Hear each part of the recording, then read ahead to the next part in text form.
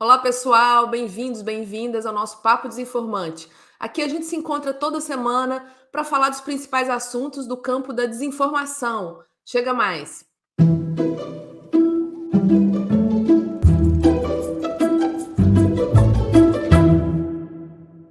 Saiu essa semana o Digital News Report do 2023. É um estudo que trabalha com o conceito de consumo de notícias, para verificar como anda esse consumo de notícias e de que forma as pessoas consomem notícias em vários países do mundo. No caso do Brasil, o resultado traz aí um registro de queda brutal no índice de confiança dos brasileiros em relação às notícias. Quem conta mais para nós é a Liz. Oi, Ana. Oi, Matheus. Oi, pessoal. Pois é, a queda no índice de confiança de 5 pontos percentuais deixou o Brasil numa média de 43% de confiança nas notícias. Esse índice já foi de 62% em 2015, diminuiu bruscamente, né? Ali em 2019 chegou a 48% e aumentou um pouco na pandemia, onde a confiança na mídia cresceu de uma forma mais significativa, mas logo depois houve essa queda. O pesquisador Rodrigo Carro, né, que é o responsável por apresentar o capítulo brasileiro do Digital News Report desse ano, falou que essa queda acentuada também pode ser, né, conectada, a gente pode pensar que ela se liga um pouco com a alta na polarização política e também com a frequência de comentários, de ataques a jornalistas e à mídia, que termina minando a confiança em diversas instituições e também no jornalismo. Mas essa queda em confiança não é uma particularidade brasileira. Em todo o mundo, esse índice também caiu, né? No mundo inteiro foi um índice de 2%, uma queda de 2% em relação ao ano passado, e essa média chega aí a 40% de confiança. Então, o Brasil está indo um pouquinho acima da média mundial de confiança na mídia. E esse é um dos destaques que a gente traz para o relatório desse ano. No ano passado, um dos grandes destaques foi a evasão de notícias, ou seja, as pessoas que estavam evitando deliberadamente notícias. E aí, aqui no Brasil, é interessante a gente pensar que, mesmo com a queda em confiança nas notícias, houve uma diminuição dessa evasão de notícias.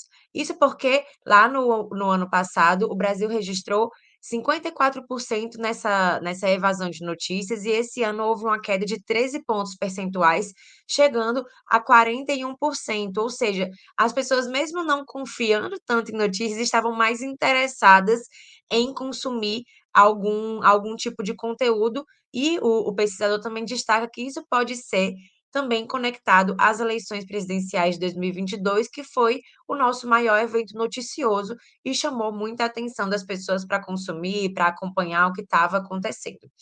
E o Digital News Report, ele também mostra como está sendo o consumo de notícias por diferentes meios, né? E é interessante a gente perceber que entre as pessoas que consomem notícias online em todo o mundo, 30% delas fazem pelas redes sociais e 22% delas vão direto nos sites de notícias, o que mostra uma predominância, né, das redes sociais no consumo de informação, e esse consumo muitas vezes mediado por um algoritmo que mostra para o usuário o que ele deve ou não ler, né, qual a notícia mais importante, de acordo muitas vezes com o engajamento e com o que o algoritmo acredita que é importante. E um dos grandes destaques no consumo de notícias via redes sociais é a queda do Facebook. Houve um declínio acentuado do Facebook no ano passado para esse ano para o consumo de notícias. Em todo o mundo, 28% dos entrevistados dizem ter acessado notícias via Facebook, em comparação com 42% em 2016, ou seja, uma queda bem significativa. Já aqui no Brasil, a queda foi de 12 pontos percentuais em 2 anos, chegando a 35% das pessoas que acessam notícias via Facebook aqui no país. E aqui no país, só para a gente finalizar, há um dado interessante sobre esse consumo de notícias via redes sociais.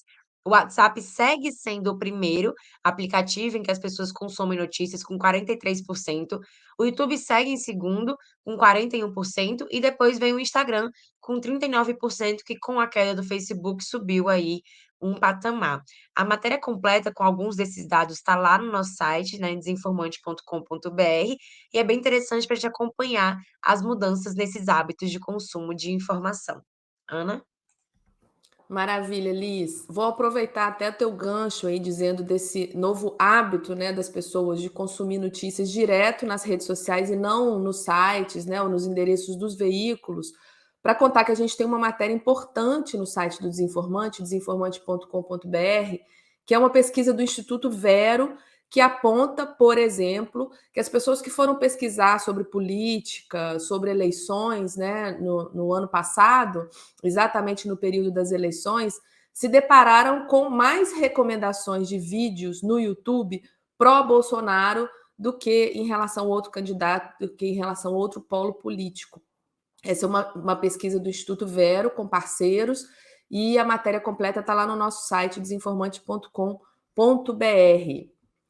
Bom, Matheus, vamos para o teu assunto. O Parlamento Europeu aprovou com grande maioria projeto de lei que regula os sistemas de inteligência artificial, também conhecido em inglês como AI Act.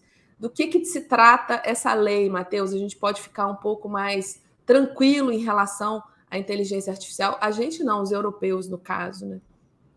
Oi, Ana, oi todo mundo que nos assiste, nos ouve. Pois é, Ana, essa lei se trata de um dos grandes marcos de regulação da inteligência artificial do mundo ocidental. O AI Act, como é conhecido, né, já é considerado uma das grandes referências de diretrizes e padrões éticos e responsáveis de aplicação dessas tecnologias mundo afora, inclusive no Brasil. Mas a gente chega lá já já. O AI Act segue uma abordagem baseada em risco e estabelece obrigações para provedores e serviços que utilizam a tecnologia, dependendo do nível de perigos que elas podem gerar à sociedade.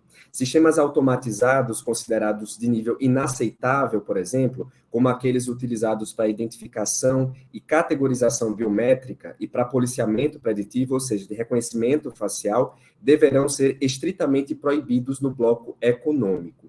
O texto aprovado no Parlamento Europeu na quarta-feira, dia 14 de junho, conta com atualizações em relação às suas versões anteriores, como, por exemplo, sistemas que possam influenciar eleitores e o resultado de eleições, bem como as tecnologias de recomendação das plataformas digitais, né, que utilizam IA, foram incluídas na categoria de alto risco.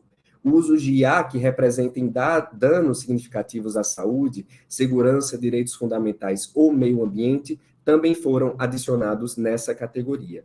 E o texto do AI Act aprovado foi celebrado pelas organizações mundiais, né, como a VAIS, que destacou pontos importantes do documento, como a priorização dos direitos humanos em relação aos lucros e o direito dos usuários de saberem quando estão interagindo com sistemas automatizados. O projeto legislativo europeu serve de referência, né, para as outras iniciativas em outros países, inclusive no Brasil, que também está desenvolvendo esforços nos últimos anos para criar regras e diretrizes de uso dessas tecnologias no país. Mas claro que esse texto ele não é perfeito, né? Organizações europeias da sociedade civil vem pontuando, na verdade, desde o início do ano, que a proteção de imigrantes contra o uso de sistemas automatizados de reconhecimento facial em fronteiras continua fora do texto do AI Act. A Anistia Internacional e o coletivo EDRI foram algumas das organizações que pediram novamente a inclusão do tópico, mesmo reconhecendo a importância da aprovação do texto geral. E as IAs de uso geral, a famosa chat GPT, né, e outras IAs generativas que vieram surgindo desde o final do ano passado, também foram incluídas no texto da lei. Elas agora, né, deverão, por exemplo, cumprir requisitos de transparência e garantir salvaguardas, contra a geração de conteúdo ilegal. Resumos detalhados dos dados protegidos por direitos autorais, usados para o seu treinamento, também têm que ser disponibilizados ao público. E quais são os próximos passos? É importante frisar que essa aprovação na quarta-feira, dia 14 de junho, não é a fase final. A lei agora já não está mais, já não é promulgada, né? Pelo contrário, existe ainda outra fase nesse processo. Com o aval do parlamento, o AI Act agora segue para a fase final das tratativas, chamadas de trílogo. Nessa etapa, representantes das três principais instituições europeias, que é o Parlamento Europeu, a Comissão Europeia e o Conselho, se reúnem às portas fechadas para chegar a um acordo sobre o texto final. Espera-se que a lei seja promulgada até o final deste ano. E a gente segue aqui no Desinformante acompanhando não só essa iniciativa europeia, mas também como a iniciativa brasileira e de outros países para tentar criar diretrizes éticas e responsáveis de aplicação dessa tecnologia. Ana? Muito bom, Matheus.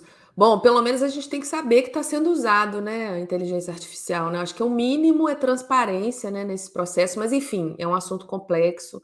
Matheus está acompanhando aí para nós esta lei e outras que vierem, né, e o processo brasileiro também, para a gente poder regular essa tecnologia que apresenta riscos, a gente já sabe disso.